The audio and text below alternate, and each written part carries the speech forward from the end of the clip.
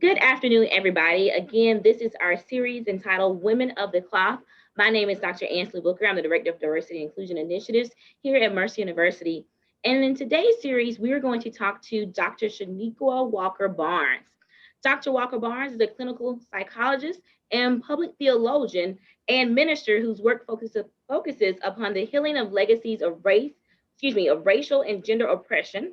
It is a professor of practical theology at Mercer University and is the author of I Bring the Voices of My People, a woman's vision for racial reconciliation, Too Heavy a Yoke, a Black woman in the burden of strength, as well as nearly 24 journal articles and book chapters in theology and psychology. Welcome to us, the esteemed, the intellectual that is Dr. Chanequa Walker-Barnes. So we're so glad to have you here for us today to talk about our series, Women in the Cloth. How are you doing today? I'm good, and I'm glad to be here and to talk about this. Yes, I think this is such an important topic, especially with us having a School of Theology and being very prominent in the Atlanta community as well as the Macon Bibb community in terms of turning out the next set of women of the clergy. So I definitely want to have this conversation, especially in the context of the background of social justice and the role that the clergy has in addressing some of those conversations and some of those systemic issues that we're also seeing in the clergy.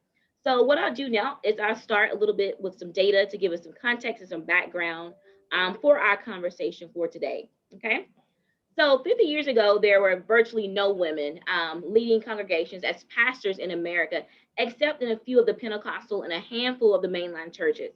So in 1960, a sociologist named Wilbur Bach combined the combed the U.S. Census data to learn that women are 2.3% of the U.S. clergy, and not all of them are pastors. And so in the decade of the 1970s, there was growth in the women's ordination and exploded, and it continued to rise steadily through the next 4 decades. By 2014, women constituted 15.8% of the clergy in America, and they led to 10% of the U.S. congregations. And then in 2016, the American Community Survey census data reported that women were 20.7% of the professional clergy in the United States. I know that was a mouthful, a lot of data, a lot of numbers, but as you can see, we went from virtually zero up to at least 20.7 or 21% of the professional clergy population, and that is women in the United States. So my first question that I want to ask, or I want for you to frame for the audience, in your expert opinion, what has led to this influx of women in the clergy? Yeah. So I think, sexism and patriarchy in the church always follows kind of the society at large, right? For a Yes. long time, women were barred from leadership in the church because that was kind of the Mm-hmm. heritage from the Catholic Church, meaning the Catholic Church when there was just one church, right? And Okay. then it began to split off. But, Mm-hmm. part of early church theology, the early church tradition was that leaders of the church had to follow what we call apostolic succession, Okay. right?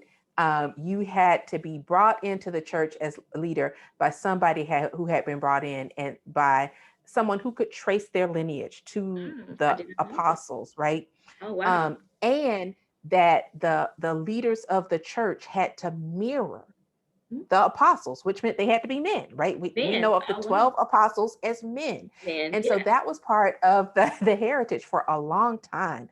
And that even when the Protestant movement came along, the Protestant Reformation, we developed all these denominations. Mm-hmm. Many of our denominations held on to this idea that leaders of the church have to be male, even though the Bible itself has Mm-hmm. plenty of examples of women who were leaders, Women who were right? leaders. Women who Yes. were praised for their leadership, right? I love But it. the church held on to this position so that even as the rest of society changed its views about women with the women's movement, the church has been kind of the last bastion, right? Kind of maybe the church and the military have been Mm-hmm. the last bastions of society that hold on to these really antiquated notions Waiting. of what Mm-hmm. leadership looks like. Looks like. Um, but a lot of things happened since the women's movement. I mean, part Mm-hmm. of that was that women who had been experiencing the call to ministry True. Mm-hmm. began looking for avenues to express that call. Women started showing up to seminaries in ways that they hadn't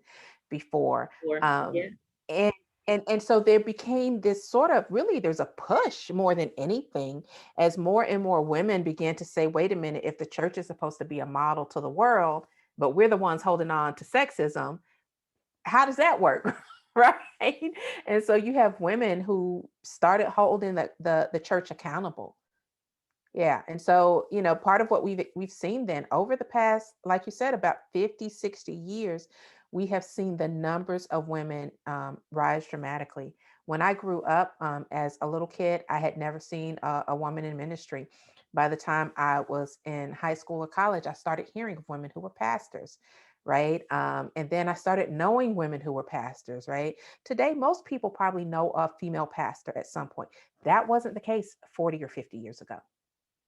And it definitely wasn't, because not to get off topic a little bit, but I just think about my own experience growing up in the AME church in rural Georgia, and it was unheard of to have a female pastor.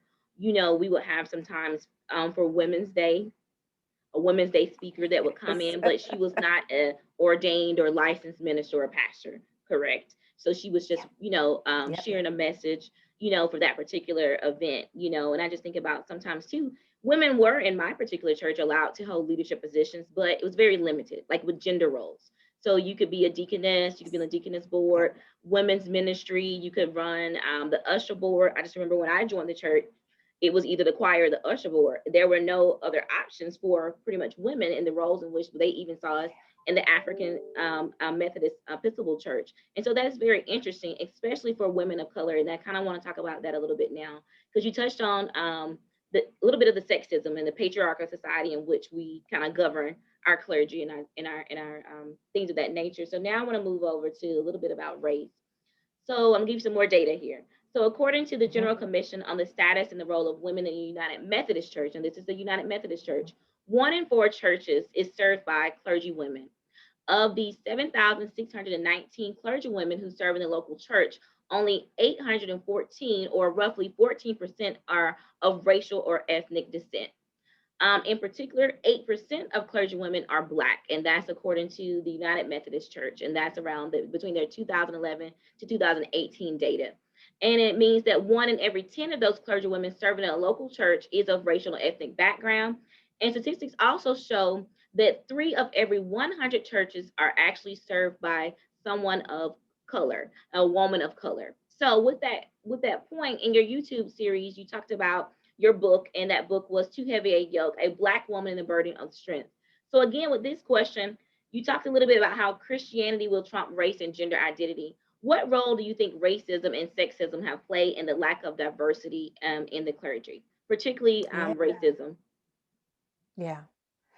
Yeah. And by um that interest, that data from the COSRO, the Commission on the Status and Role of Women, is really interesting, because the United Methodist Church has been one of the churches that's been um, more forthcoming in ordaining women and appointing women to the pastorate, but you still see very much of an ethnicity divide there, right? With only 14% being women of color. Um, and part of what we see is that even in places where women have access to the pastorate, there are a lot of obstacles to the pastorate, right? For women of color.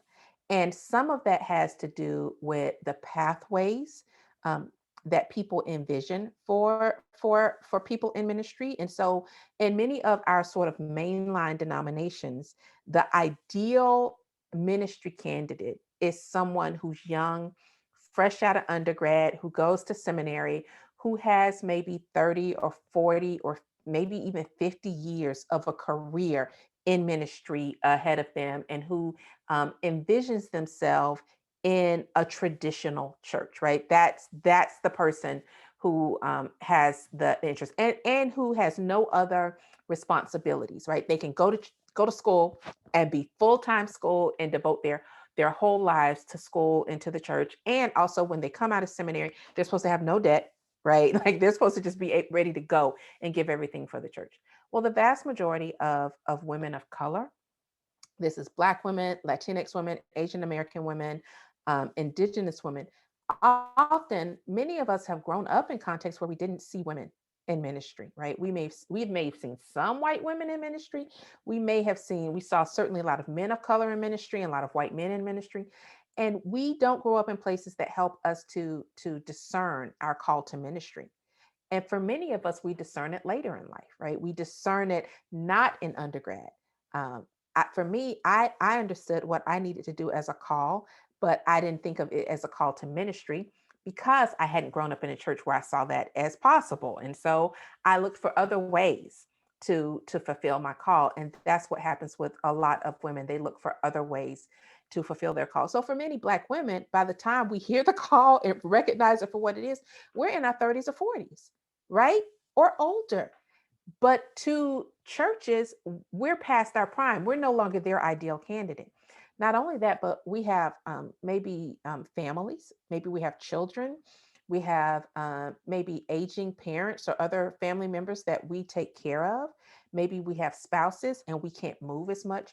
Maybe we have a home or we have a job that we just can't walk away from because we have to help support people. And so then seminaries often don't see us as kind of the ideal student, also, right?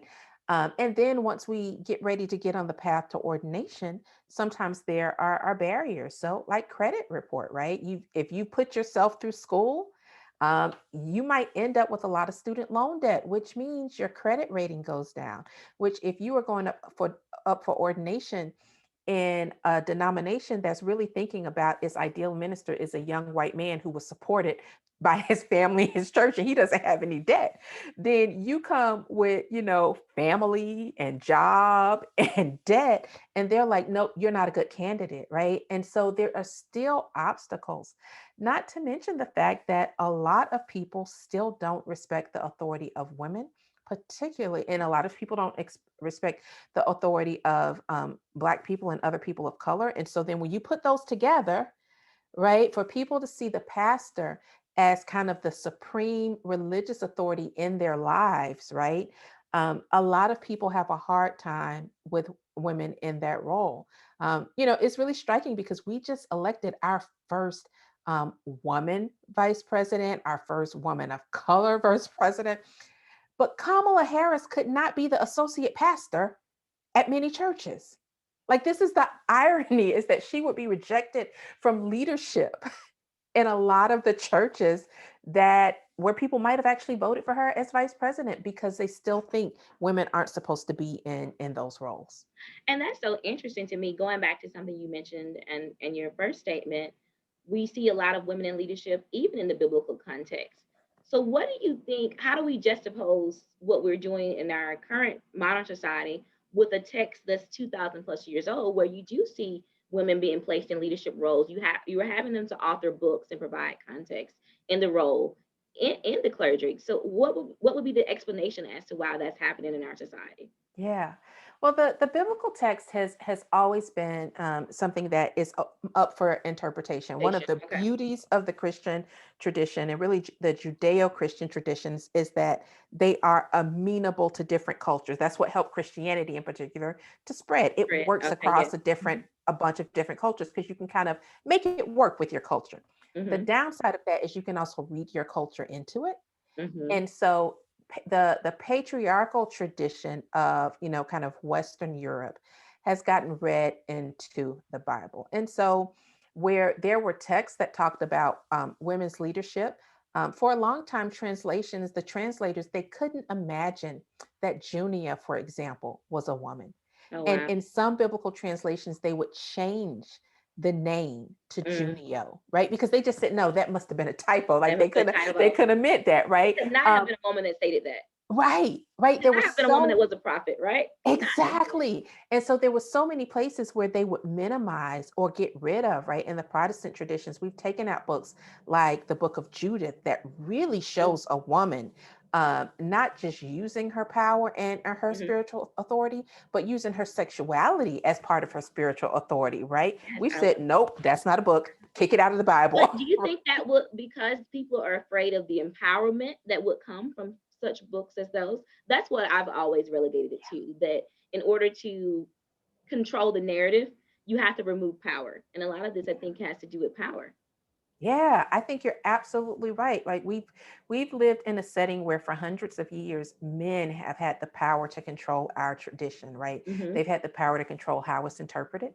And Yeah. that's a tremendous amount of control. If you wield the power to control how people think about God, The color, right? even the color and the context, right? Yes, that's huge control. Huge. That dominates Mhm. every aspect of people's lives. And men have held that control and they have not wanted to let it go. Mhm. And at the same time, there are a lot of women Yeah. who have been so socialized to seeing men in that role that they don't even support the Mm. idea of women in ministry. And Ministry. so yeah, once women and particularly women of color starts getting into the pulpit, it upends some things, right? We tend to have different models of leadership. Yes. We tend to interpret the text differently. Differently. Hmm. Um, and it threatens people's long held traditions and beliefs about what is true and what ought to be. And that just one of the things, I know we're getting a little bit off from the script of questions, but you brought up such a great point, because I remember when the movie The Shack came out, right? And you had a black woman playing God. And that was just unfathomable to so many people. You know, you have people boycotting that movie. So that just speaks even to how sometimes in our society, we can put things in a box to Yeah. fit our cultures and our traditions and the gender roles and, you know, ascriptions that we have in our own bias that we have in our culture. So one of the things that you mentioned in your conversation on your series with your book, you talked a little bit about the burden of being a strong black woman, and how has the church, and I just want you to share with this audience, how has the church been complicit in really continuing that narrative and that stereotype of that strong black woman? Yeah. Like, we want a Um, strong black woman in leadership, but we really don't want to listen or be educated by a strong black woman in yes, leadership. exactly. So what does that look like? So the church is really interesting, particularly when we think about black churches, but not just black churches. Churches for the longest time, I think by one number I heard was that at least since the medieval period, churches have been about 70% female, Okay. right? And that's across the board. Hmm. All churches have been have been about 70% female. Um, and this is certainly the case for African American churches, that they are heavily populated by women. But not just that, it is women's work that uphold churches. It's women who are doing a lot of the work Yes. and the labor Hmm. in churches, right? To keep things going, running programs. I mean, just being the administrative assistants, Yes. like literally taking care of the buildings. Like there are so many things that women do. Um, and and women's money literally keeps the lights on. Like the vast Yeah. So there's majority 70% of of the audience. I can 70% of the audience, that means it's women's purses, right? It's women's tithes and offerings that offerings. Yes. keep the church going. um, and even when there are men in church, very often the men who are in church are there because a wife brought them or a mom brought them, or Yes. so it's literally women keeping the keeping churches running.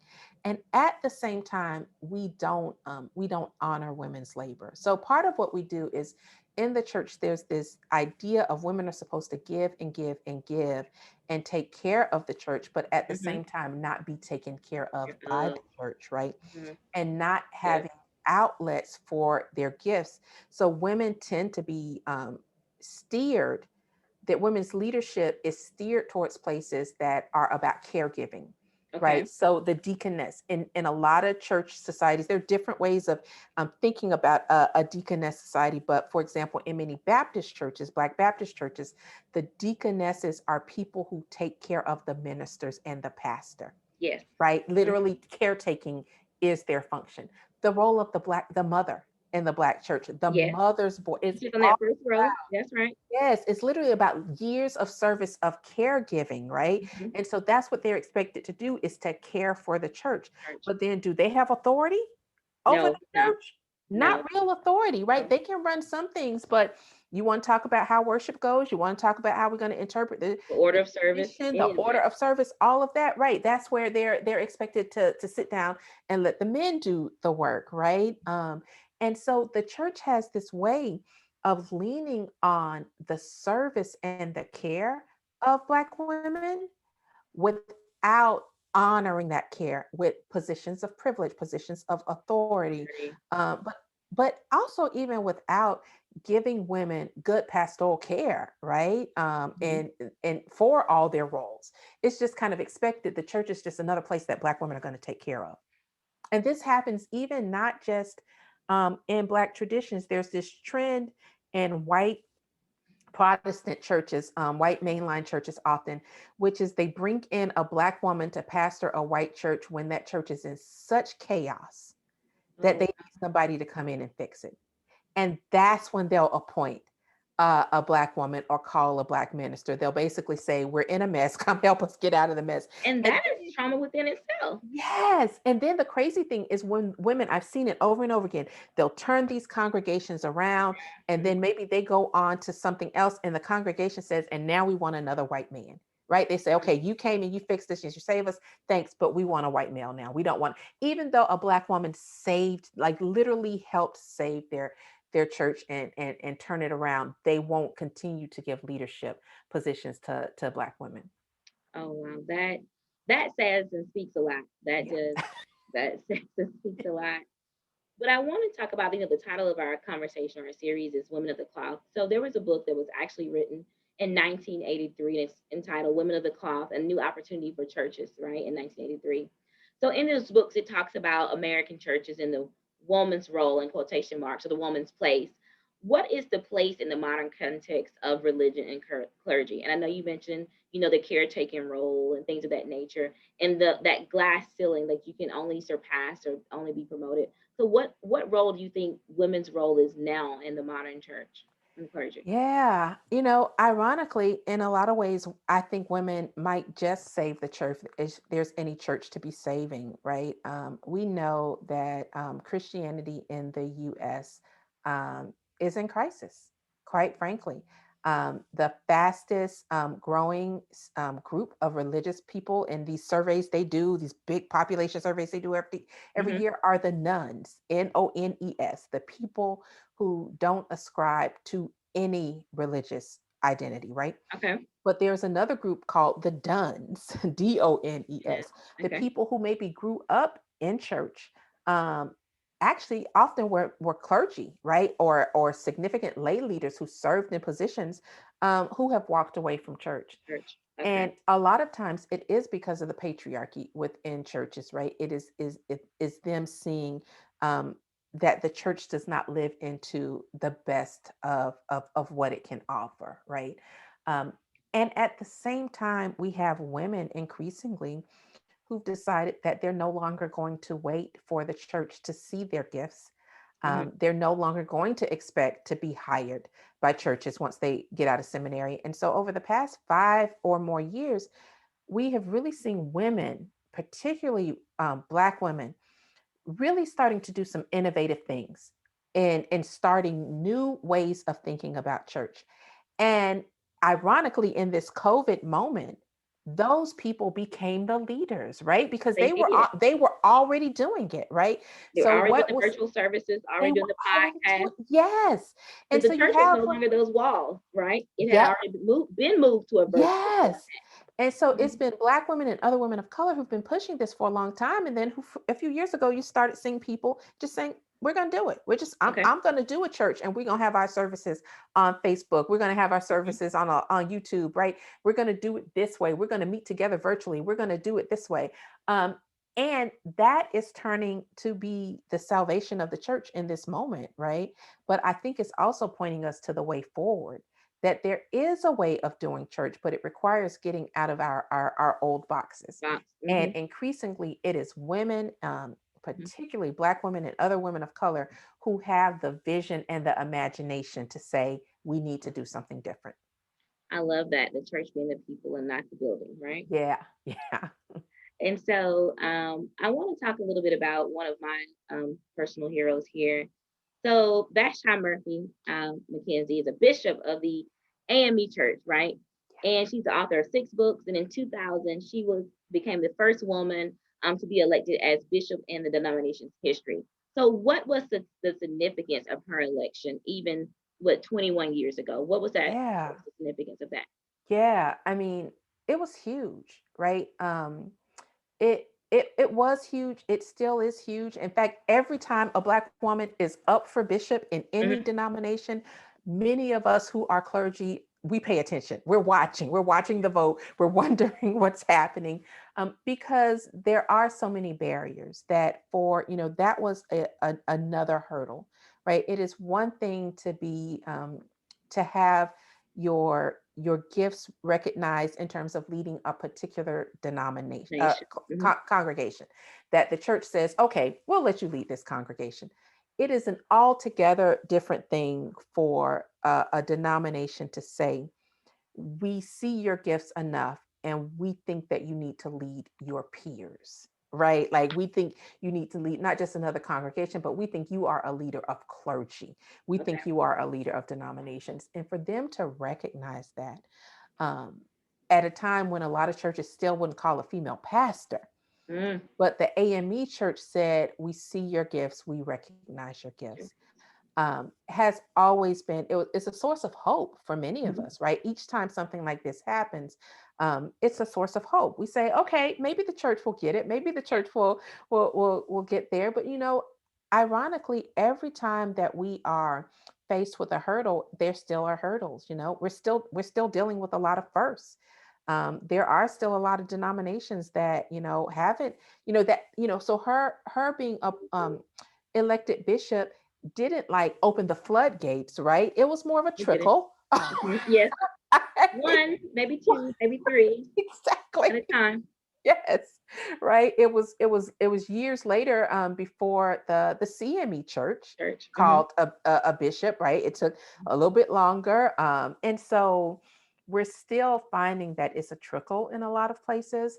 But as long as we have women who keep, particularly Black women, who keep responding to the call, Oh. Mhm. I think it begins to shatter a little bit, or at least put some cracks in that ceiling, Definitely. That's right. right? Right. It starts to put some cracks in that ceiling that we can start to get through.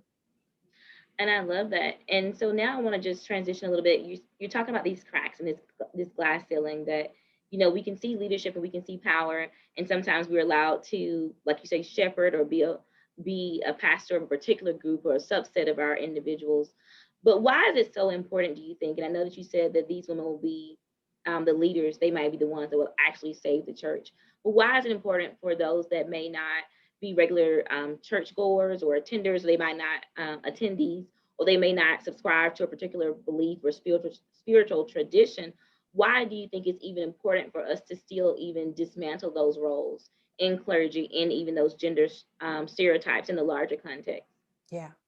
So it's interesting because when people have looked at the decline of the church, the decline in congregation size, the closing of churches, right, which is something we see all around the metro Atlanta area, Hmm. when people have talked about that and why, um, when they've surveyed particularly younger people who have left church, one Hmm. of the things that comes up over and over again, um, has to do with patriarchy in the church. It has to do with judgment. It has to do with these rules around exclusivity, Activity. right? Yeah, and who's excluded. And so a lot of it ends up being about the church's stance on justice issues, right? And Yes. so increasingly, there is this gap between the rest of society and the church on Church. issues of gender, Mhm. right? And Mhm. so, again, a woman can be vice president, but can't be your pastor, Mm. right? Can't even be ordained in some cases to be an associate pastor Okay. in your church, right? Women can lead in all these other ways. A woman can be your doctor, all these other things. Okay. And so younger generations don't hold to the same gender roles, like especially people who've grown up in urban areas, Area. right? Okay. And they grow up understanding language of gender identity. They understand urban language that gender is, like my son is 12 and has classmates who are already, gender questioning, or Mhm. like they have language we don't even know they have. My husband and I were talking to someone one day, and talking about somebody as a she, and my son, who at that time was maybe about 10, said, "Mom, you're gender assuming." And Oh, like I fell out. I was like, where'd you get that hmm. from? I learned Right? that in Like school. it, and so this is a whole new generation. Right. He had learned it from his right. So this generation is very different Hmm. in terms of what they see and understand gender roles to be. And so then they get in church and they're like, wait, what? Like, mama, you told me I could be anything Like I when I want to grow up. be, I can but not be in church. vice president. I can be president. I can be right, but not in church. Right. And so what we have seen is increasingly younger generations are leaving. And this is across the board. Every denomination, every doesn't matter the racial background of the church. You go in churches and you do not see young people. You do not see young adults. You do not see teenagers, right? You see little kids who are still being forced to come to church with their parents or their There. grandparents. Hmm. But then after There's that, a it missing disappears. generation gap.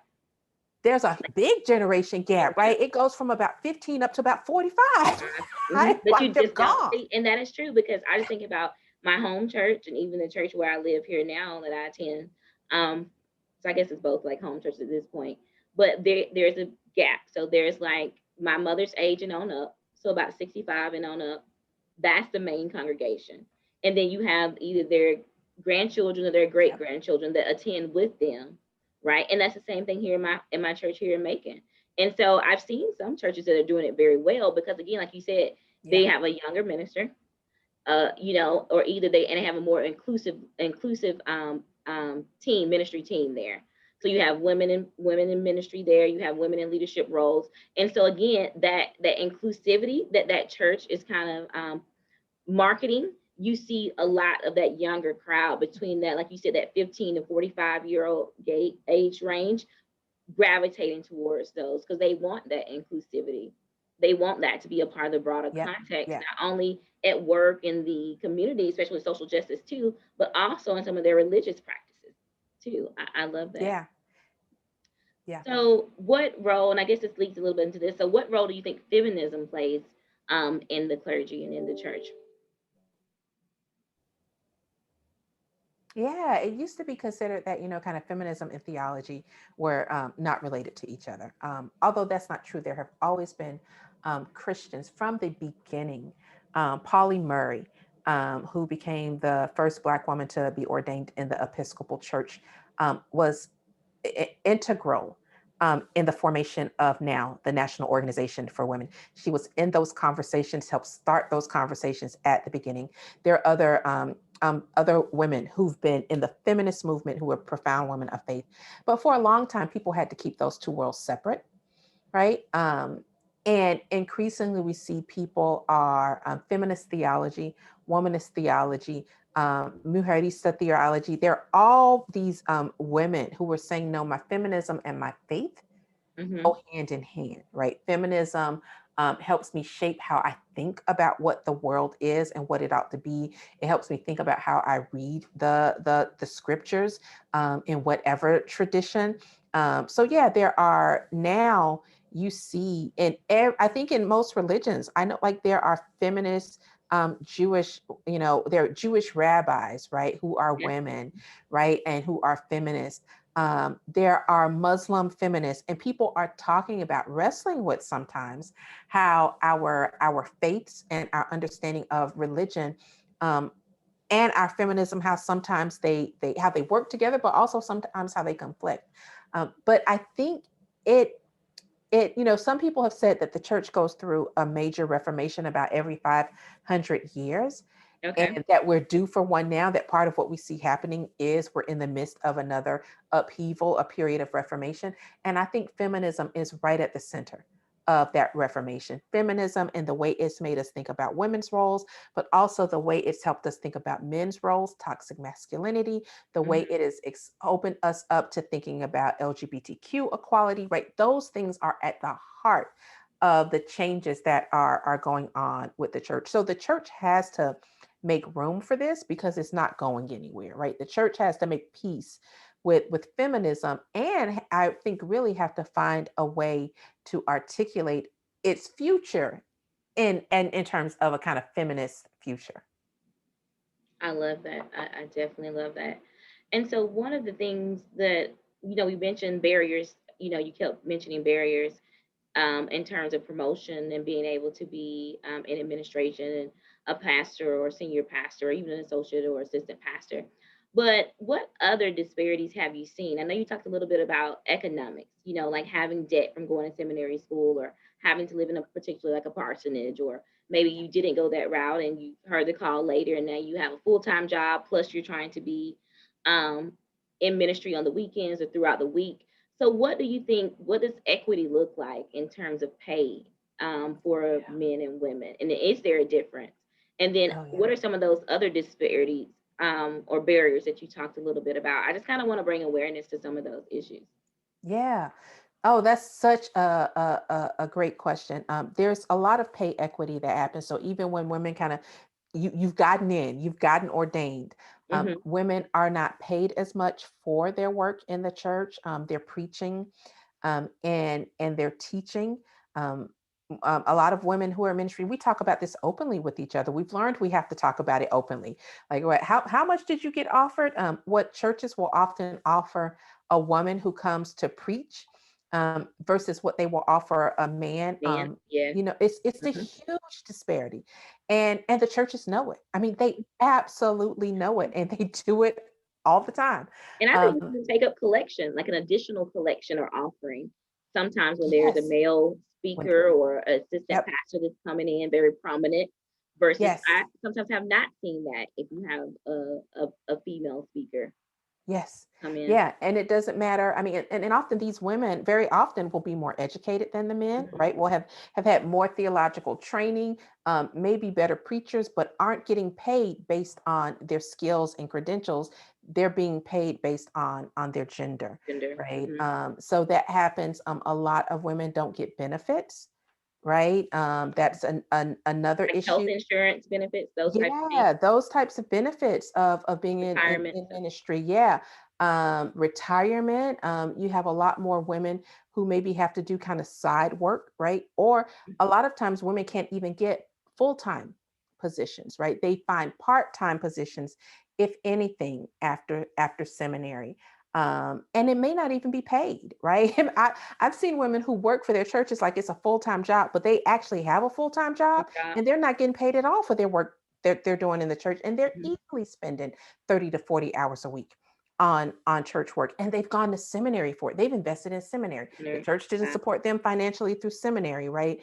Um, and we see all of this happening over and over again for women just not getting the support that they need to do their work. So either in terms of pay, scholarships, a lot of the ways that we structure scholarships in seminaries are around what people intend to do. Well, women are less likely to say that they want to be pastors because they know the reality is that they're not going to get called to pastorate. So they prepare for other careers. But then scholarship wise, we say, oh, well, you're not eligible for a scholarship because you don't plan to be a senior pastor. But really, what the Mhm. women are doing is they're making the choice that they know leads to a career for them. They're saying, I'll be Mhm. a chaplain, I'll be a counselor, I'll do this dual degree program, right? It starts there.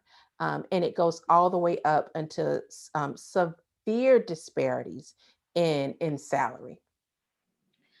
Wow, I can only imagine because I know, sometimes I saw that in the context because again, for the longest time we had a male pastor, and it wasn't until I probably think about 10, 15 years ago we had a female associate or a female assistant pastor. And so with that being said, most oftentimes so we had a smaller congregation, our clergy were expected to work an additional full-time job and still put in at 30, 40 hours. And I can only imagine how taxing that is on some of the opposite gender, someone that is female that's working plus may have a family and some additional roles in the community and society that they also may want to hold. So that definitely is something that we definitely need to reconsider and even look at, Yeah. even from the economic standpoint of the scholarships and supporting them through seminary school. I love that you're bringing that context to the conversation. And so one of the things now I want to go back to race a little bit. So with that same data subset, it mentioned that it's also estimated since 2008 that more women of color and fewer white women are going to seminary school to earn their MDs, Master of Divinity, right? Mhm. What do you believe has given rise to this increased number of Black women earning these master's degrees in divinity? Yeah, I think, we have models now. We see, again, this is part of the reverberation of Bishop Mackenzie's election, right? Mhm. It is the reverberation of people like Cynthia Hale and Renita Weems and Jacqueline McCullough, Claudette Copeland, these women who are doing it, right? That suddenly we began to see this as a possibility. Mhm. And that's all it takes usually, right? To open up the Yeah. imagination. Like, it's why whenever we have these firsts, they're so significant, Significant. because when Yeah. we know there's a first, it's going to There be a could be a second, you know, right? return. Like, yeah. So all we need is to see. And so I think many of us just begin to see, oh, wait, women can do that. I can do that. Right. And I think that began to help us to be more in tune with what we were experiencing in our own lives, and to realize, oh, that's a call. That's what I'm experiencing. I'm experiencing a call Like to no ministry. pressure. Mhm. And so then women began to open up the doors and like apply, right? It also helped that seminaries began to recognize that they could no longer just count on students who had been kind of endorsed by their pastor. It used to be you had to have a pastoral endorsement, like a church had to essentially say, we're endorsing this person and supporting Okay. them. And once seminary said, there are people out there who want to come to seminary who may not have that kind of endorsement. We should let them come too. That really opened up the floodgates, because there are a lot of women who go to seminary. Their churches don't support them going to seminary, not just financially. Their churches don't even like the idea Yeah. Oh, that wow. they're in seminary, or they'll call it the cemetery, right? Oh, the cemetery. Oh no. Yes. Like that's the place where faith goes to The die, guy. right? Which is not true. It's where faith gets challenged. Yeah. Mhm. And if your faith was weak to begin with, it might die. Guy. Mm. Right? Might wither a little bit. Yes, yeah. But for most people, they find a way to really become more of themselves and to connect to God more. But that has just really opened the door. I think there's such untapped potential in African American women and other women of color who experience a call and a deep passion. I mean, what African American women bring when they come to seminary um, is often just their passion, because nobody's helping them do this, right? And they're still doing it. Like Okay. nobody's paying for it. They're paying for it out of their own pocket. Um, they're making a way, sometimes as single mothers. And I don't think the church recognizes the gift that is, right? That you have people who are willing to sacrifice so much, sometimes walking away from corporate gigs that pay them a whole lot of money for Mhm. the sake of coming to seminary. There's so much passion and innovation in that group that I think we're only just starting to see. So a lot of seminaries weren't ready for this when it happened. It was just like, oh wait, our classrooms are changing, right? There are more and more African American women coming every year, but it's a beautiful thing to watch. That yeah, African American women are now the fastest growing group in seminaries across the country, across denomination, and now it's a matter of, will the church catch up? Will the church provide professional outlets for these women Women. when they finish their degrees? Yeah. And so that kind of leads me to one of the other questions that I want to talk about. Do you see, well, the question, first question was that, do you see this uptick in the number of women of color coming into McAfee's population? Have y'all seen? Absolutely. Okay. Yeah, we've seen it now for I would say about maybe close to 10 years. It started even before I got into McAfee. It's been stronger every year over about the past 5 or 6 years, that often African American women are our single largest group, True. Oh, right? wow. That we have seen an increase in African American women. And so the next question I wanted to ask was about the assignments. Like, we talked a little bit about scholarships and how they might change the landscape, the trajectory of their career based upon the outlook. Mhm. So have we seen as much difficulty in trying to place women of color into assignments post graduation?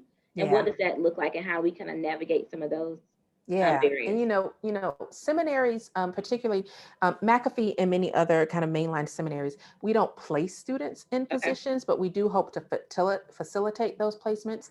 Um, Churches, we come out of a call system, so churches Okay. call their leaders. And we have not had as many of our churches, our church partners, many of which are Baptist.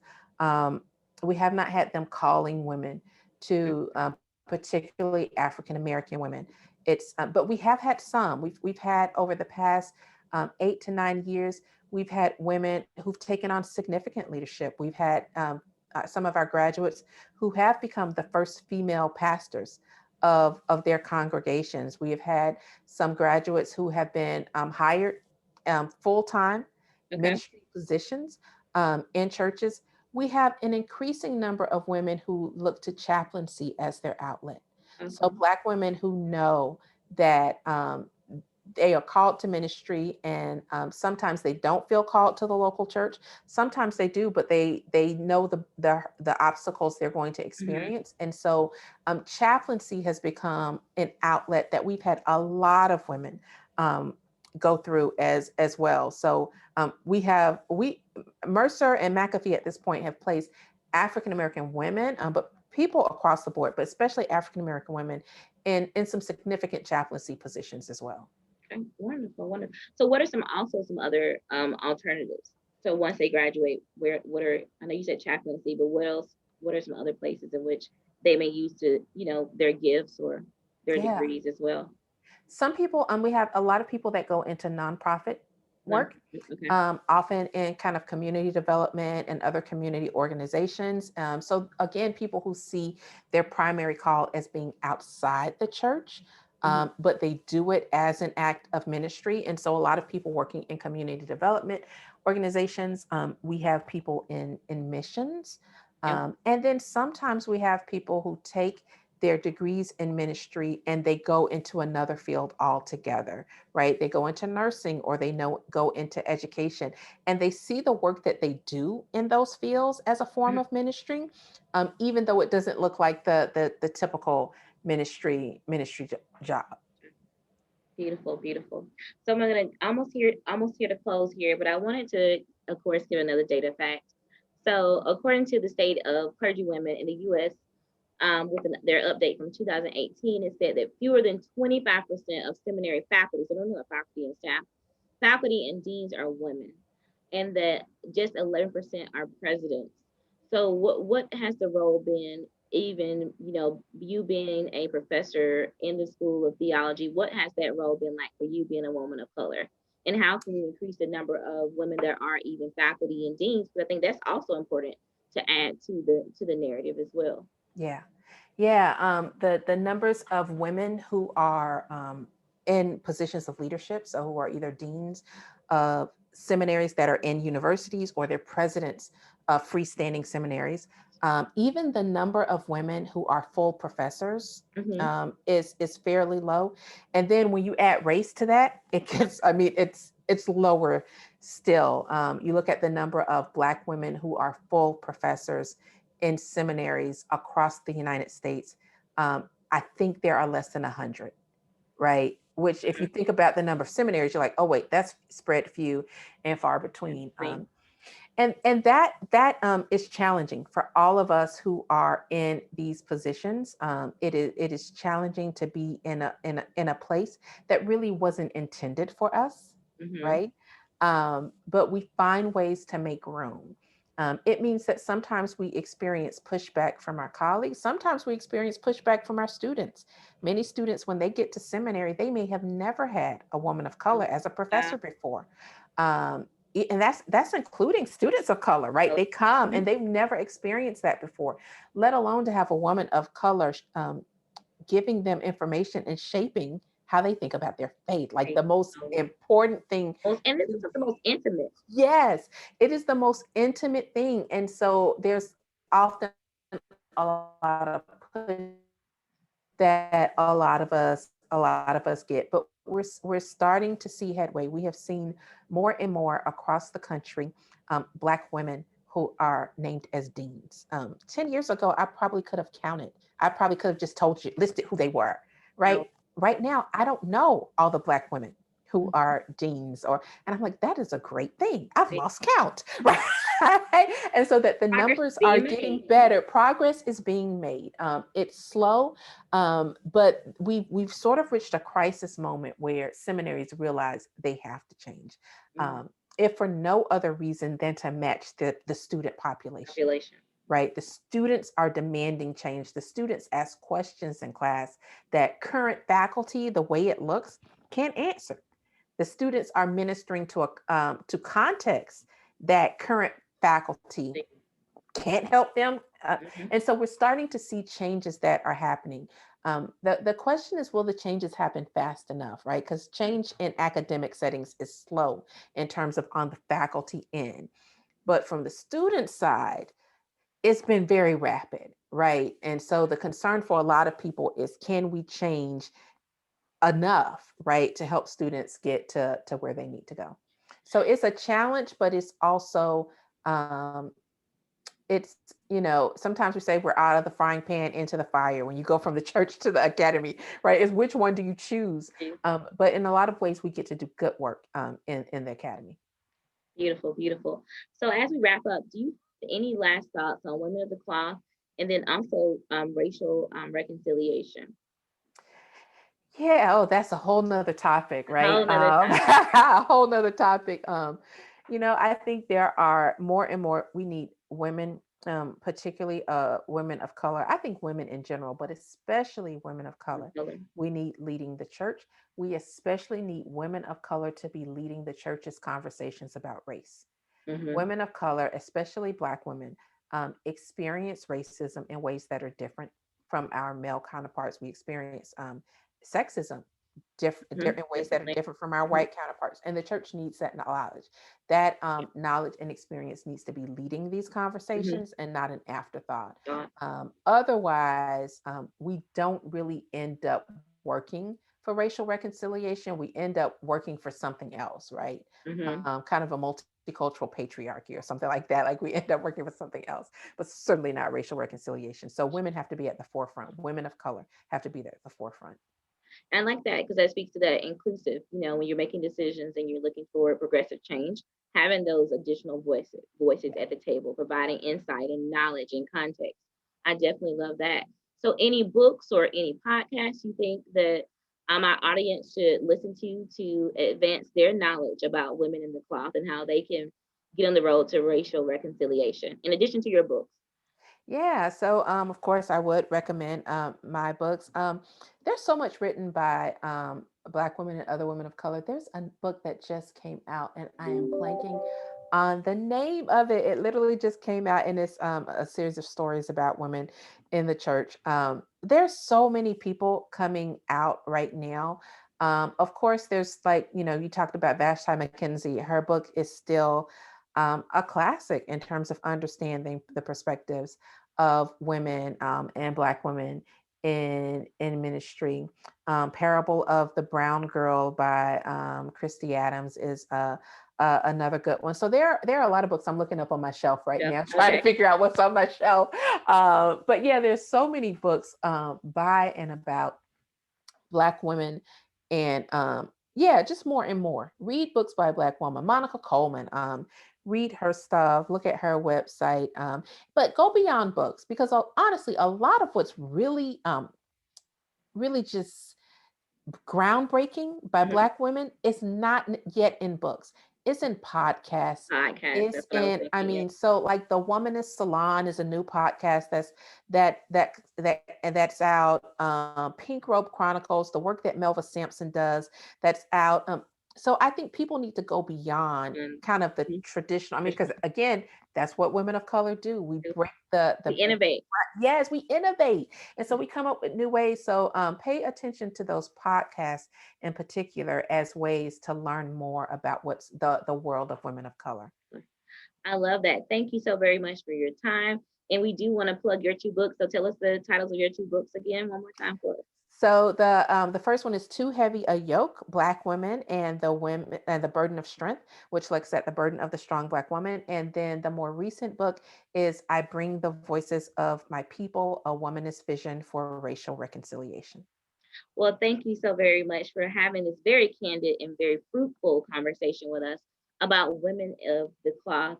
Thank you again to Dr. Chanequa Walker-Barnes at Mercer University, McAfee School of Theology. We appreciate you. We support you, and please let us know how we can help you in the Office of Diversity and Inclusion to continue this conversation.